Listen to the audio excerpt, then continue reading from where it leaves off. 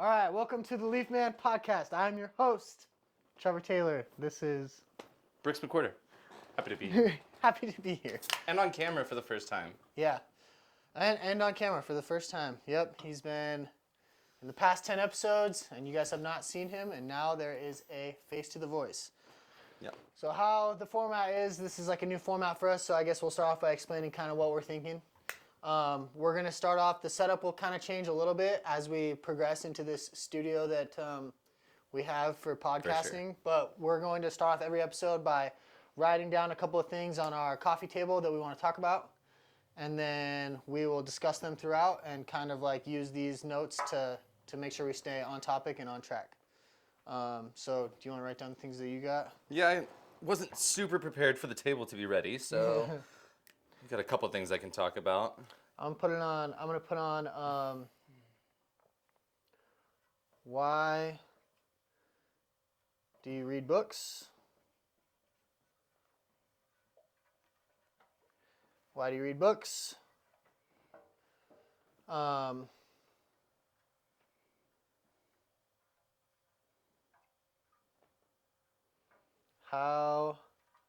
does furthering education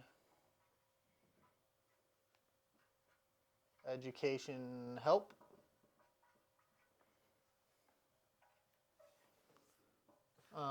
And let's do favorite. Make that line a little better. That didn't help. Let's do favorite. Favorite. You have so many ideas. Favorite book? Question mark. All right. What'd you write down? I got handling disappointment, and we'll talk more. Oh, that's about a good that. one. Yeah. That's a good one. Yeah, so I got why do you read books? How does furthering education help? And what is your favorite book? Ooh, yeah, let me bask in the light. Yeah, I feel like there's more light on him. I need more light shining on me. I'm Okay. not feeling what he's feeling. I'm not feeling what he's doing. That was a good one. I like that. Handling Yeah, look what's written next to it. disappointment. Yeah, leave that for the people later. Okay. I wrote, why do you read books? Yeah, how does furthering education help, and what is my favorite book? What's your favorite book? My favorite book? Yeah. Ooh. It's hard because I'm so like genre based with that answer. Yeah. Like I would say the two that I can't decide between would be like Siddhartha or The Da Vinci Code. Two very different books. You know, I actually have Siddhartha on my bookshelf, and I have not read it yet. Really? Siddhartha changed my life. Really? I love Siddhartha. Yeah. I'm not Buddhist by any means. So it's about like, but, isn't it about like a kid who goes on like basically a journey of like self-growth and like like a self-realization? young Buddha, and Yeah. he learns how to, become one with everything. Yeah, that's cool. That's I their want to check thing. it out. They're always becoming one with Yeah, stuff. yeah. Dude, favorite book is a hard one, man. I really didn't start reading. I read a lot when I was in high school, and then I honestly did not read. I think I read one book in the 10 years following high school, and that was The Heroin Diaries by Nikki Sixx. Yeah, we both read that. Because you read that, yeah. Yeah, in we Iraq. tore through that. Yeah, we tore through that book. I just ordered that for my wife, Sarah. Yeah. So I read that one in Iraq. And then I think I've read like a few here and there. And then when I did 75 Hard, I just like started this reading journey several years ago that has sent me on like, I've probably read, 100 books in the last 2 years. Something like that, close to it. I don't know. Do you find it harder to, like for me, I can rip through an audiobook that is like motivation or self-help or like, Cam Hanes' book, Joey Diaz's book, something like that. I can rip through those books on audiobook. I struggle to do it with science fiction. Yeah. And like fiction, unless it's military strangely, like if it's like The Terminalist or something, I ripped through that on audiobook as well. But for some reason, I can't even get through a science fiction one. Yeah. I have to read it like I'm rereading the Thrawn trilogy. Yep. So I listened to Dune, and that was incredibly hard to listen to. I believe it. I don't know why. It's a hard movie to watch. It was good, but yeah, it was hard. I think I think some people don't count listening as reading, and I just fundamentally disagree with that. Like, I also read hard copy books at night, you know, in bed and stuff. But throughout the day, man, I spend hours upon hours driving to estimates, driving to see people, and I don't understand why you think that listening to someone read a book is different than or not doesn't count as you reading the words yourself. Right. It's Exactly. the same exact words. Someone is just speaking them out loud versus you reading them with your eyes. I also don't feel like there should be a difference between like between listening and reading. It's you accomplish the same goal Yeah. in a different way.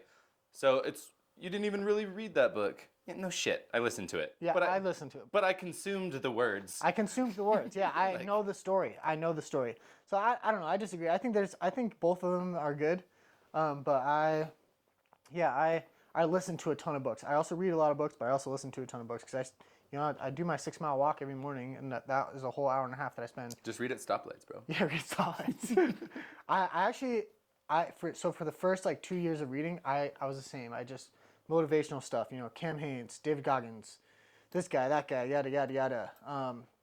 But then like this last year, I decided I wanted to start relearning my creativity that I had when I was a kid.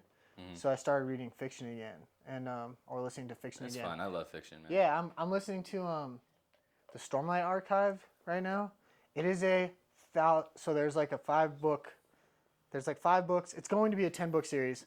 The first 5 are like one storyline that you could follow by itself, and then the next 5 will also be another storyline that you could follow by itself, but they also all run together. And he's he's putting out book 5, I think, this year or something. But each one is 1,000 pages, dude. Yeah. So I'm on book 3, and I listened to them, and they're 42 hours of listening. But you said that you had a hard time listening to science fiction. That one was really hard for about the first 20 hours, and then it clicked, and then it was like good, and I was Yeah, into it. I tried to listen to Spin recently, which is one that Sarah introduced me to. Yeah. But anyways, That's a good one. anyways, Spin is like about. I'll give you a quick dealio on it. It's about how Earth gets like a bubble of some type put around it that prevents time from time moves outside of the bubble, but time stays still inside. Oh. So like when astronauts went out to try and like figure out what was going on, they went into the atmosphere and beyond that barrier. And time started for them. And then they came back down 13 seconds later, and then it was like a year had passed. Yeah. You know, it was like wild. Yeah, crazy. But anyways, not wild enough to listen to on audiobook, obviously. But what I'm saying is that it's compelling stuff. Yeah. I still can't listen to it. It's almost I was also reading Lullaby by Chuck Palahniuk. Okay. And I've listened to the whole thing, amazingly, but I don't know what it's about. like the whole time I was confused. I was like, who is this character that is always on every page that I don't understand who they are? That's the one benefit of reading versus listening is that when you're reading, your brain has to be functioning to read the words. You can't zone out. Right. So you could get more into it, and so like from that perspective, I understand. But I think it just depends on the book, right, and the listener. Like if I'm into it, I can do it on audio. And it's the same as if I'm reading it. But if I'm not into it, then I would probably benefit more if I was actually reading the words. For sure. Yeah. I definitely agree. And Sarah's the person that can. There are people out there that can't listen to books. Yeah, some people really can't do it. They don't listen to audio, which is fine. You know, I get it. But I love books, dude. Anyways, talk to them for a second. I got another one to write down just in case we get to it. Yeah, I love books, man. I have like just 2 big bookshelves in my office, and some people, I think, it's funny, I talk about them all the time, but I also pull a lot of my knowledge from some of these motivational guys, you know, and Alex Hormozy and Andy Frisella just completely, like, they fundamentally disagree on books. Alex Hormozy says that you should read one book and put it into practice. He's like, I'd rather you read one book 100 times and put it into practice than read 1,000 books and never do any of it. And Andy is like, oh yeah, read a book. You know, he reads however many pages a day. He reads every single day. And I think there's benefits to both. I think you have to read a book and get what you can from it and implement it. But also, books aren't there just for you to learn one style of doing thing and do that. They're there for you to understand lots and lots and lots of different things. And sometimes books are just for entertainment. Right. And sometimes you get what you get out of it. Yeah. Almost. Yeah. With Green Lights, the Matthew McConaughey book. Matthew McConaughey book. Amazing, by the way. Great so book. good. Great Definitely book. check it out. But I will never understand what it's like to be Matthew McConaughey. Yeah. But I got a lot out of that book as far as chasing things and kind of Yeah, like finding inner making peace. yourself uncomfortable. Like sometimes you just gotta sit Yeah. naked and play the drums. Yeah, the You know, bongos. Yeah. Get stoned, Yeah. play the bongos, get arrested for it. Yep. But Yeah. I get that stuff out of it.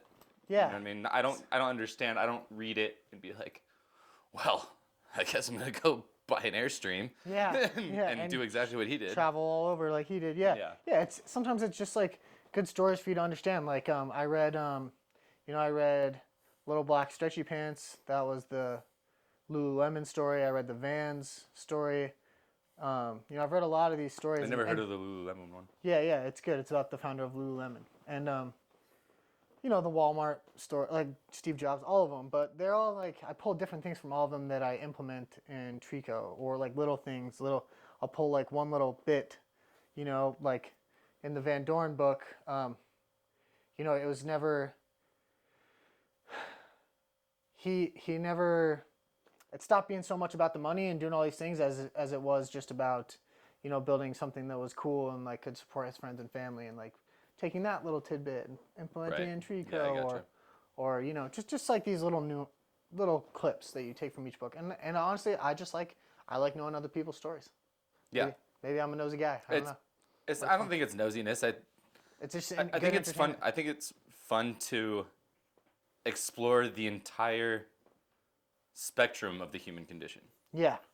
Because, like I told you, people are very unhappy in North Korea. I don't know if you heard, but it sucks there. But there are also places that you would think are terrible, but because of the culture and all of that stuff, it's amazing. Like that valley in Russia that I told you about, Life on the Taiga, the happiest people on earth so far. Yeah. Like, I think it's really cool to see people in such a barren wasteland Be so happy. and they're all happy as clams. Yeah. It's really, it's interesting because like stories are a good way for you to get different perspectives, and that is one thing I think that has helped me in my adult life to slow things down. That and Erica, to slow things down and be like, why do you think that you aren't happy? If you really slowed down and thought about it, if this is what you were searching for 4 years ago when you said, I just need that to be happy. And people who aren't never happy their whole life, they never take the time to reflect and realize that they have the things that they said they needed to be happy. They just keep going. And that's how you have these like serial entrepreneurs who become multi-millionaires but are depressed, they're divorced, their kids don't, they spend no time with their kids. And it's like because they're chasing this happiness that's all the way out there instead of enjoying the things that they have got. And I feel bad. And I know that there's situational stuff and whatever. I'm just going to say it. I don't care if I get in trouble. No one's going to watch this first episode. But every time, like, I see that a multi-billionaire who has everything they could ever want in the world, like, suicide, I'm like, fucking good. That guy's a pussy. Like that's so dumb. Why did you do that? You have a jet. I have a Toyota Tacoma. Yeah. There was actually a story. There was a story about, there was a story that I listened to about this. He was the owner of some car manufacturing company, right? And it was talking about how, like, all these rich people, they lose money, and it seems like a big deal, and it's like you said, like, they become suicidal, and it's life-ending. And he was, like, a billionaire, right? And then only became, like, a 500 millionaire. He lost, like, half of his profit. Right. And that was enough for him to think that he was back to zero, and he was a failure. Yeah, and committed suicide. When you still have, and that's what I'm saying, people don't take time to reflect on the fact that you lost $500 million, but you also still have $500 million. Right. It's like, I've got like 1,000, and I'm pretty happy. I think I'm sitting at like $2,000 in the bank. Feels pretty good. I am an adult. Yeah. Feels pretty good. Yeah. I gotta tell you. It's interesting. All right, let's move on. So we talked about favorite books. We talked about why you read books. I got how does furthering education help? And I think it's related to books. Fair enough. Yeah, I think when you do the education thing, there's books that are usually typically involved. Yeah, books are typically involved. I like. There we go. Yeah, that was bugging the shit out of me. Yeah, I love furthering education, man. I love growth. I I think that there's nothing that will make you happier than continuing to grow, and that it means learning new stuff. Like, at least for me, some people like where they're at. They like the knowledge they have. They like to maintain, and I think it goes back to the happiness thing. Whatever makes you fulfilled. But for me Right. personally, like, I know that I need to be in constant growth or constant education, not necessarily growth, in order to feel fulfilled. That's just what I like. I just like learning new things. Like, that to me is fun. So I that think a makes lot me of happy. people. I think a lot of people like that. Yeah. I think it's different for everyone. Yeah. I think everyone likes learning different things. Like I've tried to learn how to cross stitch. I didn't like learning that at all. Yeah. But I like. But sometimes I'll just Google like Star Wars Expanded Universe. Yeah. And there will be this weird guy with a weird lightsaber. I'm like, sick. Yeah. Like, why is this? Tell me more. Yeah. Why is this thing that I'm doing? Yeah. Yeah. Yeah. Or like, I spent a lot of time learning woodworking over the years, and I like it, and I really enjoy it, but it's not something that I want to do all the time, or even for financial income. Like, it's just like a hobby that's Right. not even a hobby that I love to do every day. It's just a hobby that's like, I Right. do a project here and there, and I'm like, yeah, that's really It's also cool. nice to have, just Yeah. in the pocket. Yeah. It's a good skill to have in the pocket. Yeah, but that's all it was continued dedication, and it was like, cool, now I've learned it, I enjoy it, I don't need to be a master of it, I'm pretty good, and now it's time to learn something else. And sometimes I quit on things. Like, I got an iPad, and I've been trying to teach myself Procreate, and I'll spend like a couple hours every couple of weeks doing it, and then not do it again for a while, dude. Right.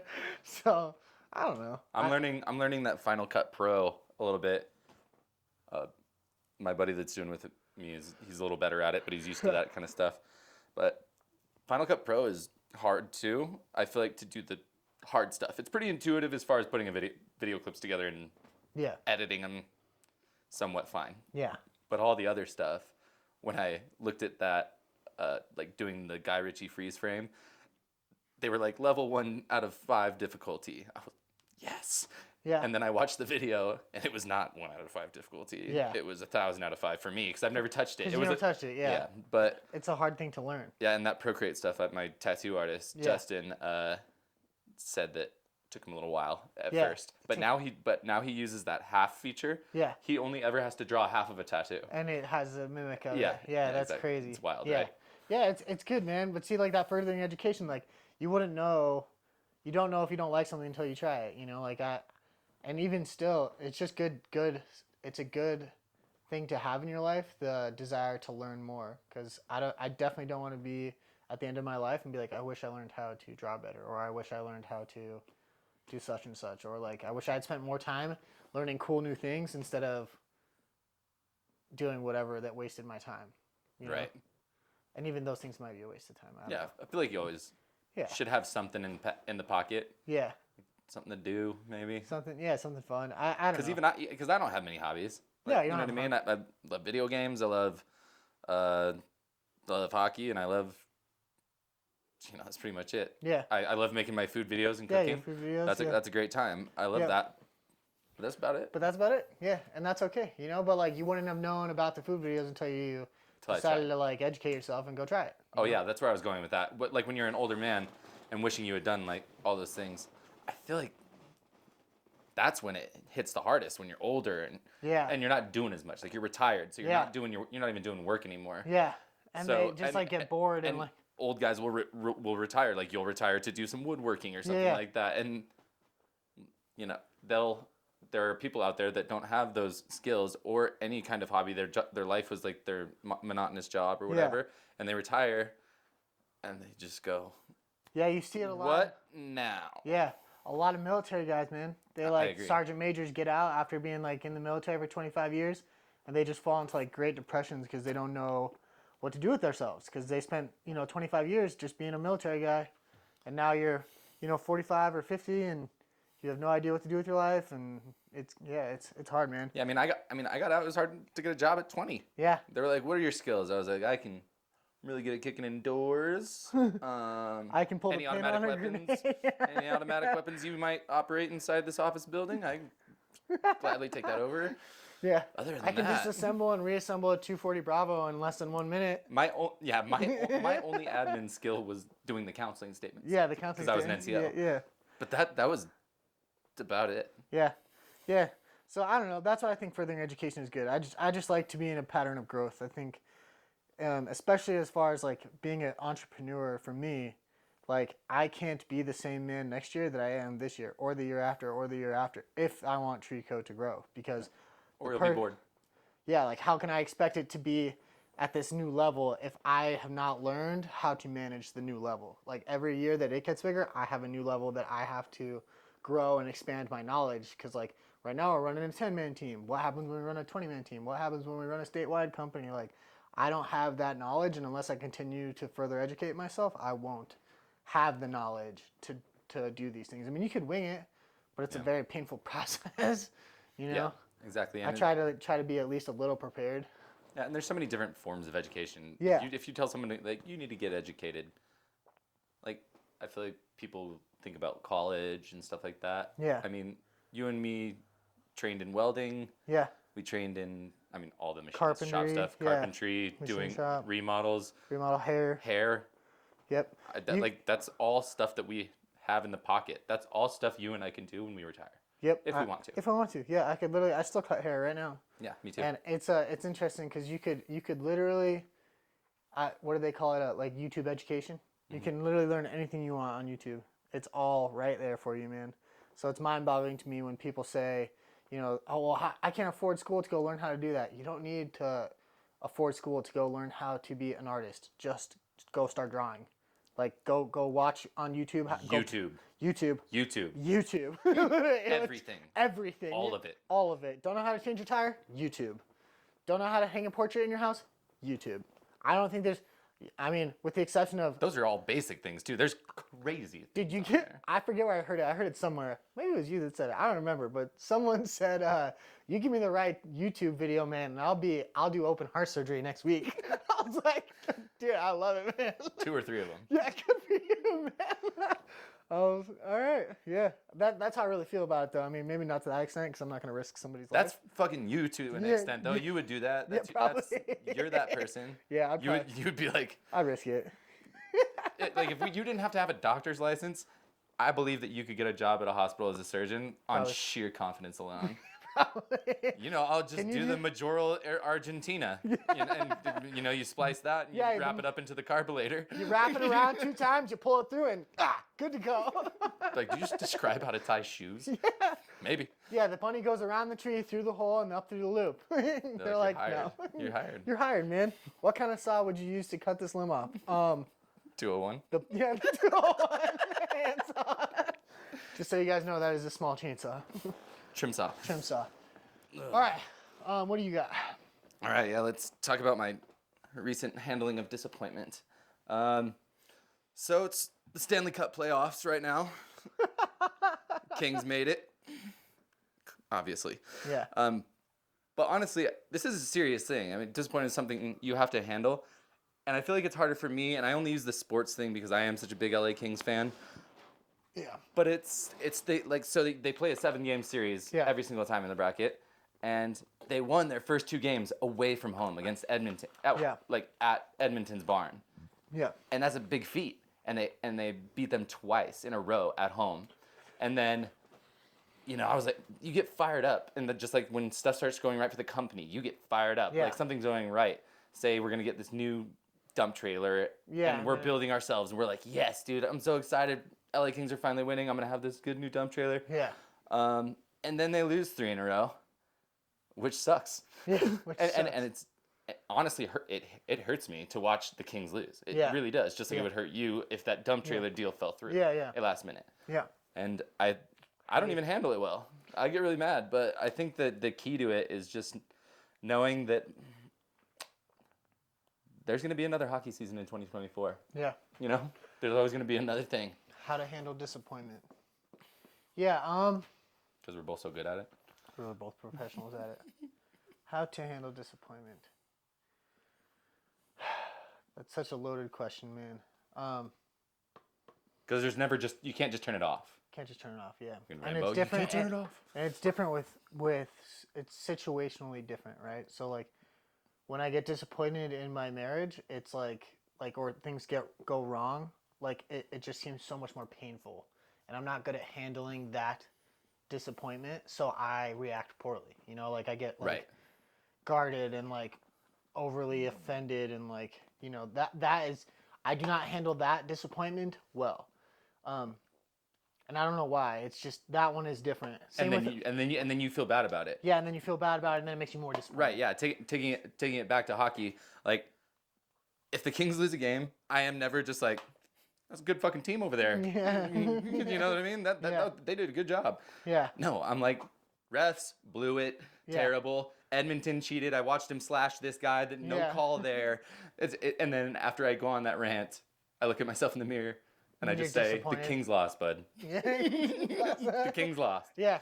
See, it's yeah, like I said, it's situationally different, right? So like that you know, that like with my relationship with my wife, it's different than how I handle it with the guys. You know, if I'm disappointed with the guys for like poor performance or whatever, you can just yell at him. yeah, I mean, I'm Just kidding. He doesn't do that I don't raise all the my time. voice, but like, yeah, I can tell them like, hey man, like this was, you know, not acceptable behavior, or man, I can't believe that you guys didn't check the oil on the engine and we blew a $10,000 engine. Like that, how does that happen? Yeah, and if you say that to your wife, you sleep outside. I sleep outside, yeah. or it's just, or it causes unnecessary. It's just so different. 'Cause More it's of a such fight. Yeah, highly emotional. Whereas, you know what it is? It's because me and my wife are on equal playing ground. So I handle that differently than I handle it with subordinates. Right. Fair enough. Yeah, like they're equal humans to me, but at work they are not my peers. They are people that I employ and I have to guide and teach. Subordinate's a rough word, but it's from the military. That's what that's what we learned to call it. They are just. But that's what it is. Yeah, I'm their leader, and I have to give them clear direction, which means that I react differently than I would with someone who is like I can't just be like, you did this wrong. Right. Because she's my wife, you know. So like, it's not. I can't believe you forgot to top off the oil. Yeah, it's an opinion-based thing with her, not like I'm the boss. So it's like my opinion is what matters. Right. Exactly. Yeah. So handling disappointment, what I do to try and get through it is sometimes I'll like take a breath and like calm myself down, and then I think about like how much does this negatively impact my life. Is tomorrow going to be different because of it? Is the next day going to be different because of it? Is 10 years from now going to be different because of it? Or is this like a momentary thing that is making me feel bad on the inside? Yeah, I feel like just my thing for it is, I think about handling disappointment. I figured it's just about accepting that it is disappointment. Yeah. And not letting it become anger, Yeah. I guess. Yeah. Like, can you change it? 2, if you can't change it, what will the negative feelings you're having do to benefit your life?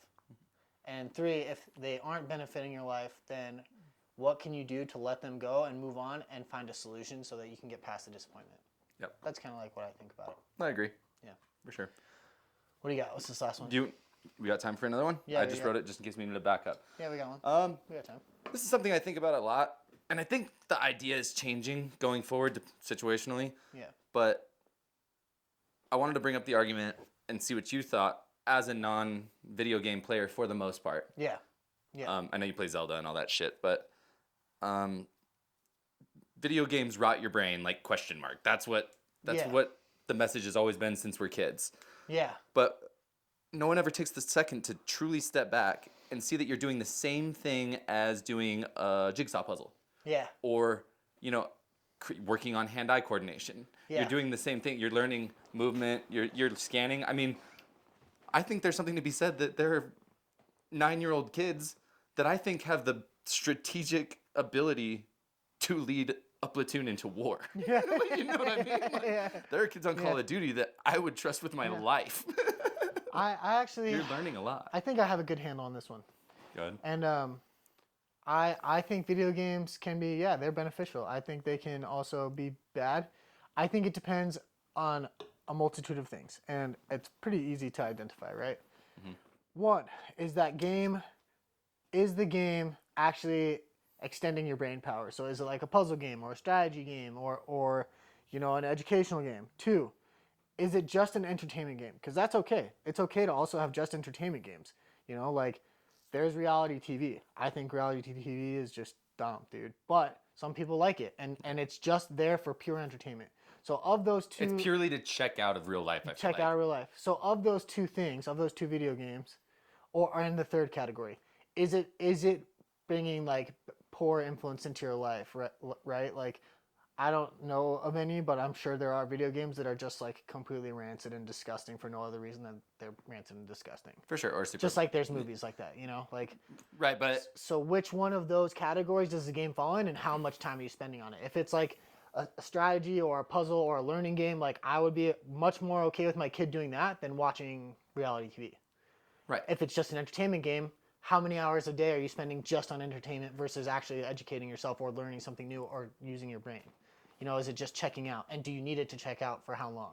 Right, and I would argue, just to counter your middle one there. Yeah. I would argue that some games that you or someone else might say is just for entertainment, I don't think there's many of those games out there. Like, people would, I could imagine that some people would be like, God of War is strictly for entertainment because you're becoming someone else. It's a role-playing game. You're playing a freaking Greek God of War who's killing Nordic things super brutally. Yeah. Super brutally. But you're also thinking every second. Like, take Far Cry, for example. The ones that I've been playing where, you know, you have to stop the drug cartel or whatever. Yeah. Take that, for example. I don't just wingsuit into a location, like, to just drop right in the base and go guns blazing. Yeah.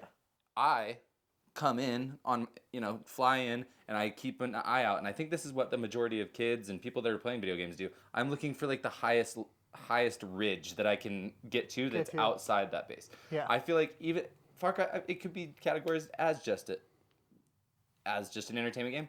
But you are thinking, you are problem solving the whole time. That's what a game is. That's what a campaign basic. I mean, I'm not talking about like Fortnite where you just log in with your friends and you shoot everyone. Yeah. That might be just an entertainment game. Yeah. But with the role playing games, I feel like some people would say that they're just entertainment, but I would 1,000% argue that you are problem solving 20 hours of campaign time. Yeah. You know, and I used to think the other argument too, like we talked about, like I have not played a video game in probably 15 years. We talked about this on a recent podcast, but then Erica and I borrowed a friend's game console, a Switch, and we started playing Zelda. Sick. And it was actually like really beneficial for our marriage because normally, you know, like at night I'd be reading my book or we would turn on like, you know, some background TV show and just be like scrolling on our phones for a few minutes or whatever before bed. And we weren't really present with each other. You know, we were there, but it wasn't like, you know, we weren't doing this thing together. And then we started playing this game and we like put our phones to the side and we would just like play the game together. And we would be talking about it together and engaging in conversation. So it like, for us, it was really something I had not expected. It was actually like beneficial to our marriage because we were hanging out, spending time together. And you could argue that like, oh, it's just a video game. Yeah, whatever it was, dude, it was still quality time with my spouse. So I think that I agree with you. There is a lot of things, like a lot of beneficial things to it. I think it's just like everything. Like how much are you using it? What are you using it for? And of course, I'm going to defend it a lot more than you are because I play all the time. Because I've always been, but that's always been my thing. I mean, that's also something to look at. As a kid, you know, growing up in a violent home, like video games are everything to me. Yeah, check out. So much to the fact that I would risk the wrath of that person that was in my life. I would risk that wrath, like, and wake up at like 5 a.m. so I can get a couple more hours in. You know what I mean? And it helped me. It helped me get through. I agree. I think the problem with America or just, you know, people that play video games or watch TV or whatever is that they're using it as a way to check out for too long. So it's like if you have to check out for 6 hours when you get home from work as a husband, there's something wrong. You got to fix that. Now, if you need to like decompress for an hour and like, or whatever, it's like the kids are all asleep and you want to play a video game, like that's your hobby, dude. Go do it. That's fine.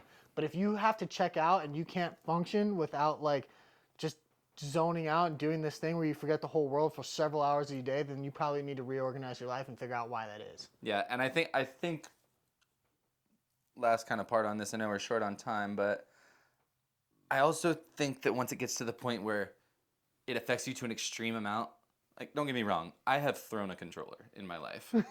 I have thrown multiple controllers in my life, not as an adult, but I've almost done it as an adult. So yeah, I get that. Squeezing but I have the little handles like. I was like, how strong is this thing? But I have friends that will play online, and they'll be like, dude, you're not even good at this game. You're a terrible teammate.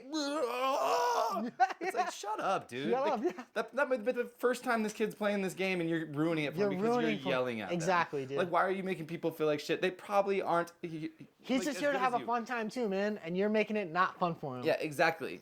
It's just that stuff drives me crazy. It's honestly the online environment that drives me crazy because one, you shouldn't be yelling at each other, and two, that's why I don't play it anymore. I don't play online anymore because I don't want to get told by an 8-year-old with no fucking job that I'm the worst teammate ever.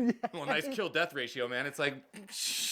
I will come over there and slap you, dude. I start forgetting. I'm like, put your dad on the line, put your dad on the line, put your dad on the line, right? I'm going to tattletale on you, dude. I can't even handle this right now. I need to tell your dad what a piece of shit you are. But anyways, that was kind of all I wanted to get to. I'll do another one next time. We'll do a video game part 2. I do want to. I know we're running short on time, but I do want to discuss the whole. Have a short convo maybe on. It also bugs me when people are like, "Well, he played a lot of Grand Theft Auto. That's why he shot up a school." You know? Yeah, things like that. So but we would go deep. Need to go deeper into that. Yeah, and I'm okay with that. I'm down to do a deep dive on that one. I think there's a lot of controversy around video games, and I think there's a lot to be said about it. Yeah. But you know what? I don't think video games are. In every single facet of everything that has ever been invented, there will always be garbage people, and you can use them as a very, very, very vocal pinpoint of why something is bad. Right, exactly. Oh, this person watches reality TV. That's why they cheated on their spouse because, like, it says it's okay. Okay, come on. Because there's a bunch of. They're constantly looking at models in bikinis, so obviously they're gonna go. They said it's okay on that TV show, and that's why they did. It's like, come on. Yeah, I got you. So I think again, I think we could do a deep dive on that, but yeah, we could unpack that quite a bit, but I know we're coming up on time. Yeah. What's I got for today? You got anything? I got nothing. Get out of my face.